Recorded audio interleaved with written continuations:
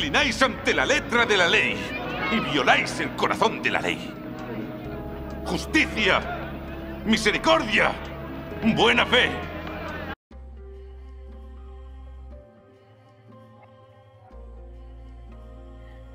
Dice el Evangelio apócrifo de Tomás que Jesús dijo: si aquellos que os guían os dijeren, ved, el reino está en el cielo, entonces las aves vendrán a ser primeras delante en el cielo. Si os dicen, está en el mar, entonces los peces vendrán a ser primeros. Mas el reino es interior y exterior. Cuando lleguéis a conoceros a vosotros mismos, entonces seréis conocidos y os daréis cuenta que sois los hijos del Padre que vive.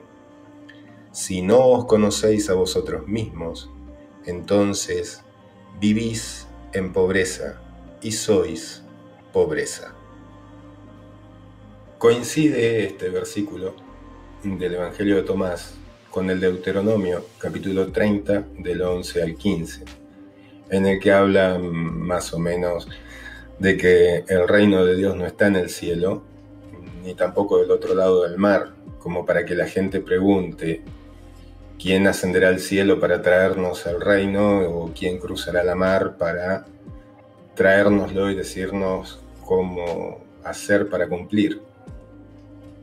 La idea básica es que desde el interior de la persona, desde su convencimiento moral, habrá un reino de Dios en cada una de las personas.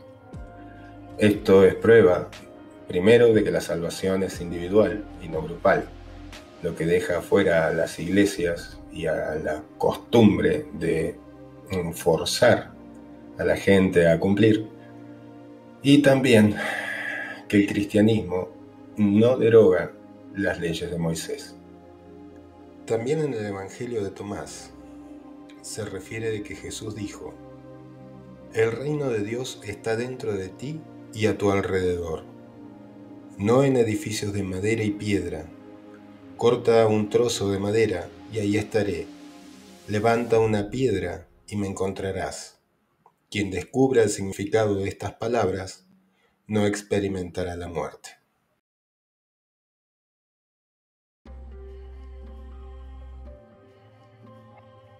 Dentro de la ley mosaica estaba la observancia del Sabbat, que ya referencié en un video anterior, la discusión que existía entre esenios y fariseos sobre qué se podía y qué no se podía hacer durante ese día. Cuenta la Biblia que Jesús curó a alguien en el día sábado, en el día del descanso, y los fariseos lo reprendieron. Entonces Jesús contestó: ¿qué día debemos dejar de hacer el bien? El Sabbat hebreo no es como el domingo cristiano. Tenemos por costumbre hacer planes para el domingo, juntarnos a jugar a la pelota, comer un asado, ir al río, a mojar los pies en los días de verano. En el Sabbat hebreo, todas esas actividades, jugar a la pelota, cocinar, ir a bañarse al río o a mojarse los pies, eran todas actividades prohibidas. La ley establecía las distancias máximas que podía caminar una persona durante ese día y las actividades que no podía realizar. Sin embargo, no por eso la discusión entre fariseos y esenios era solo, digamos, de laboratorio. Por el contrario, existían formas de extender esa distancia, dejando postas que permitieran sentirse como en casa. Esas distancias se medían desde el hogar del hebreo y dejando postas, por ejemplo, pequeñas cantidades de comida. Ese lugar, esa posta, también se consideraba el hogar. Por lo tanto, para poder ir al río en un verano caluroso, se dejaban postas que permitían llegar hasta ahí. Ahora bien,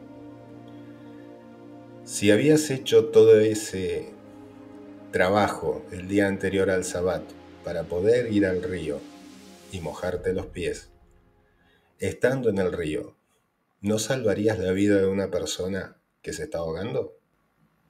¡Sois hipócritas! Es por ello que toma mayor sentido el que Jesús haya dicho en qué momento o en qué día debemos dejar de hacer el bien.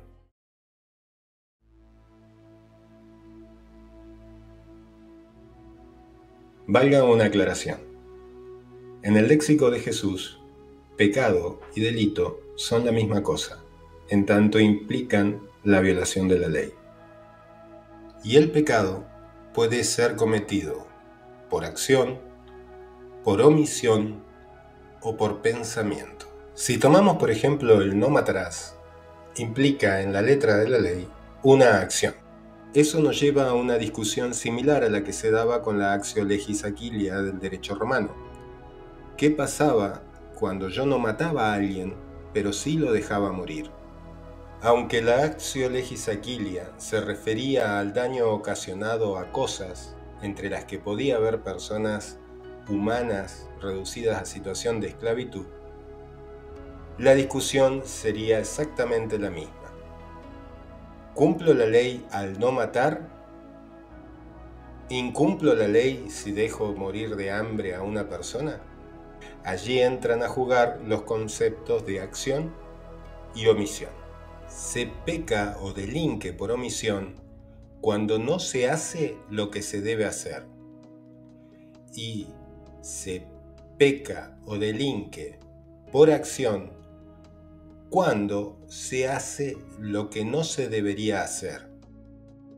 En cuanto al pecado por pensamiento, acerca a Jesús a Platón, porque cuando uno piensa, hace nacer una idea en el mundo precisamente de las ideas, y a partir de ese momento se generan toda una serie de causalidades que llevarán de manera definitiva a que ese pecado se cometa.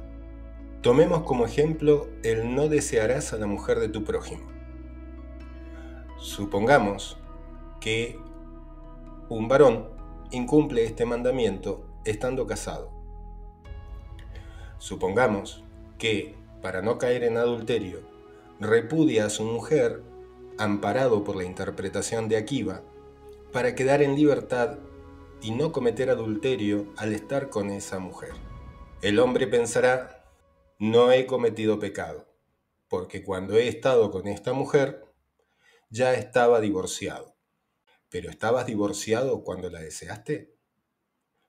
¿Cuándo nace tu pecado?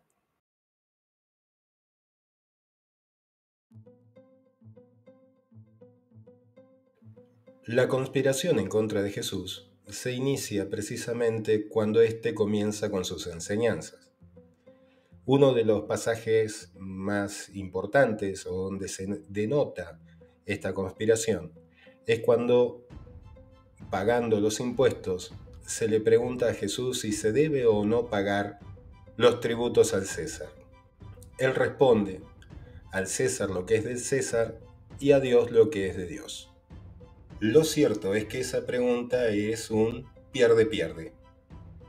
Si hubiese dicho que no se debían pagar los tributos al César, podría habérselo denunciado por Zelota y entregado a los romanos para que fuera ejecutado.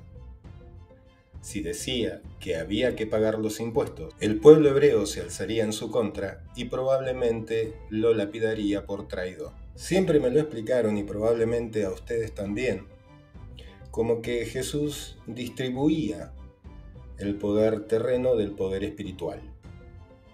Yo creo que de una manera ambigua dijo que los romanos debían volver a Roma y entregar al pueblo de Dios a Dios.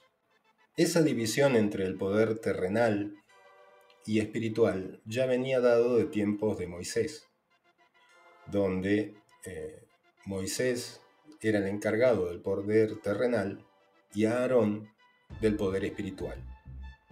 Y Jesús toma apóstoles representando a las 12 tribus de Israel: Judá, Rubén, Gad, Aser, Neftalí, Manasés, Simeón, Leví, Isaacar, Zabulón, José y Benjamín.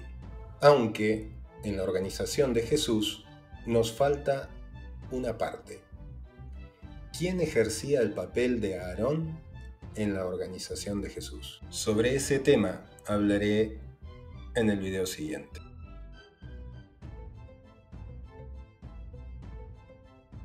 Y en el desierto Jesús se enfrentó al diablo. Pero antes de tocar este tema, déjenme que les cuente una historia. Cuenta la historia que en un pueblo pequeño vino una inundación. Se evacúa al pueblo y pasan por la iglesia a rescatar al sacerdote Fernández. El padre Fernández, al ver el camión de defensa civil, le dice: no, gracias, hijos, a mí me salvará Dios. El agua sube, por lo que el sacerdote trepa al techo de la iglesia y se queda allí esperando. Un rato después, llega una lancha y le dicen: padre, suba, que se va a ahogar. El sacerdote responde: no, gracias, hijos, a mí me salvará Dios. El agua continúa subiendo, por lo que el sacerdote debe subirse a la punta de la cruz de la iglesia. Allí continúa esperando. Rato después aparece un helicóptero de gendarmería y le dice: padre, tome la soga, sujétese fuerte, que lo vamos a sacar porque se va a ahogar. El sacerdote responde: no, gracias, hijos, a mí me va a salvar Dios. El agua continúa subiendo, arrastra al padre Fernández y muere ahogado. Al llegar al cielo, el padre llega todo mojado y dos querubines vienen a darle la bienvenida en fila india.